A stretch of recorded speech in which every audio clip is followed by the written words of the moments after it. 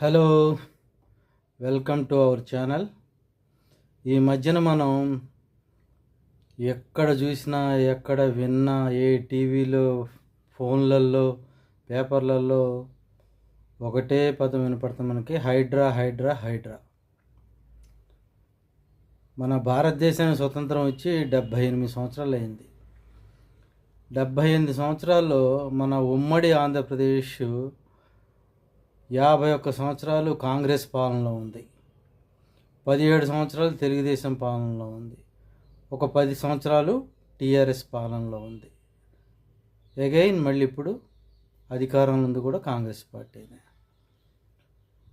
ప్రభుత్వ చెరువుల్ని, ప్రభుత్వ నాళాలని, ప్రభుత్వ భూముల్ని, అసైన్మెంట్ ల్యాండ్స్ని మరి ఏ గవర్నమెంట్ వారు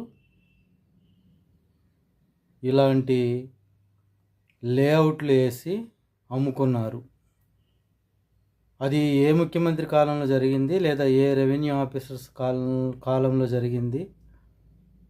మరి వాళ్ళ మీద చర్యలు ఎందుకు తీసుకోవట్లేదు? అంటే పేద ప్రజలు ఎదురు తిరగలేరనే కదా. లేకపోతే ఆ రోజు ప్రభుత్వ ఆస్తుల్ని మొత్తాన్ని కూడా వెంచర్లు వేసుకొని అమ్ముకుంటే, ఈరోజు ఇల్లు కట్టుకుంటే వాళ్ళని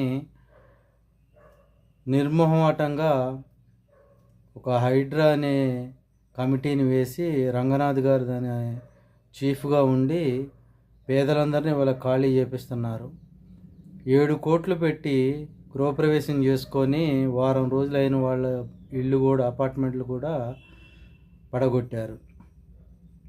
అంటే వాళ్ళు తప్పు చేస్తే తప్పనిసరిగా శిక్షించాల్సిందే.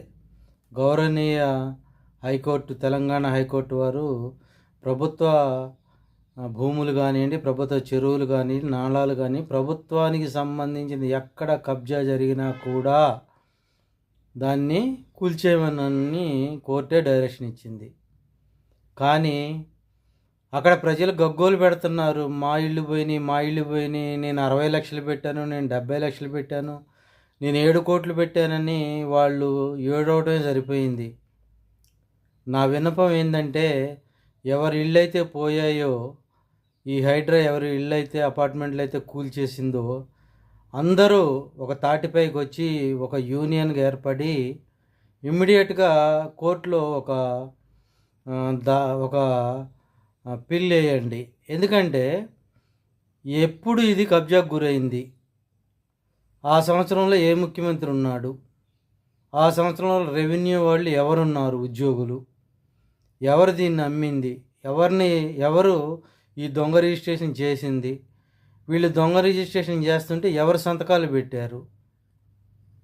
మీరంతా ఒక యూనియన్గా తయారయ్యి కోర్టు వారిని ఆశ్రయించి, ముందు ఎన్ని సంవత్సరాల నుంచి ఇవి కబ్జాకు గురైనాయి, ఆ రోజు ప్రభుత్వ అధికారులు ఎవరు, ప్రభుత్వాన్ని నడిపించింది ఎవరంటే మొత్తం బయటకు వస్తారు. ఎందుకంటే 78 సంవత్సరాల ఉమ్మడి ఆంధ్రప్రదేశ్, ఇప్పుడు తెలంగాణ 10 సంవత్సరాలు దాటింది. మరి దీనికి గాను దగ్గరగా 65% కాంగ్రెస్ వాళ్ళు, అదేవిధంగా వచ్చేసి 22% టీడీపీ వాళ్ళు, ఒక 13% టీఆర్ఎస్ ఆర్ బీఆర్ఎస్ వాళ్ళు పరిపాలించారు. కాబట్టి ఎవరి హయాంలో ఎక్కువ ఈ దాష్టీకానికి పాల్పడ్డారో మీకే అర్థమవుతుంది. కాబట్టి మిత్రులారా, ఇమ్మీడియట్గా హైడ్రా దాడిలో మరి ఎవరైతే ఇల్లు కోల్పోయారో వాళ్ళంతా ఒక యూనియన్గా ఏర్పడి హైకోర్టును ఆశ్రయించి, మరి దీనికి కారణమైన అధికారులు, రాజకీయ నాయకులను బయటకు లాగి వాళ్ళ ఆస్తులను కబ్జా చేసి మీరు నష్టపోయిన డబ్బు ఏదైతుందో మీరు రికవరీ చేసుకునే విధంగా కోర్టును ఆశ్రయించాలని నా సలహా. మరి నిజంగా ప్రభుత్వ చెరువుల్ని, నాళాలను కబ్జా చేయడం దురదృష్టకరమే. దానివల్ల ఇవాళ ఎవరైతే అక్కడ ఇల్లులు కట్టుకున్నారో ఆ ఇళ్ళన్నీ మునిగిపోయి ఆస్తి నష్టం, ప్రాణ నష్టం, ఆరోగ్య నష్టం జరుగుతున్నమాట వాస్తవమే. అలా ప్రభుత్వ భూముల్ని అధికారాన్ని చేతిలో పెట్టుకొని అధికారుల్ని చేతిలో పెట్టుకొని ఎవరు కోట్లకి మరి అధిపతులయ్యారు వాళ్ళం కదా పట్టుకోవాల్సింది. అంటే పేదవాడైతే మిమ్మల్ని ఎదురు తిరిగి ఏం అనలేడన్నా. కాబట్టి ఇప్పటికైనా తెలంగాణలోని హైడ్రా గురికి ఎవరైతే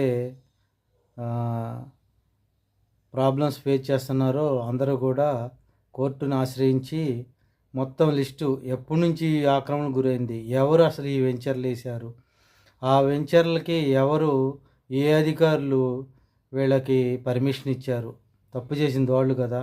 ఎక్కడి నుంచో బతుకు తెరువు కోసం మాలుమూర ఒక 400-500 కిలోమీటర్ల నుంచి బ్రతుకు తెరువు కోసం హైదరాబాద్ వచ్చి రూపాయి కూడగట్టుకొని ఒక 10 ఏళ్ళో 20 ఏళ్ళో 30 ఏళ్ళో లేదంటే రిటైర్మెంట్ అయ్యాక ఇల్లులు కట్టుకుంటుంటే ఇప్పుడు ఇది కబ్జా అంటే మరి స్థానికులకైతే తెలిసిద్ది, స్థానికేతరులకి తెలియదు కదా. పక్కాగా రిజిస్ట్రేషన్ చేస్తున్నారు కదా. కాబట్టి అసలు దొంగలను పట్టుకుంటారని ఆశిస్తూ ఇది 10 మందికి ఉపయోగపడే సబ్జెక్ట్ కాబట్టి అందరూ దీన్ని లైక్ చేయండి, షేర్ చేయండి. మరీ ముఖ్యంగా సబ్స్క్రైబ్ చేయటం మర్చిపోకండి. Gunti Srinivasarao YouTube channel.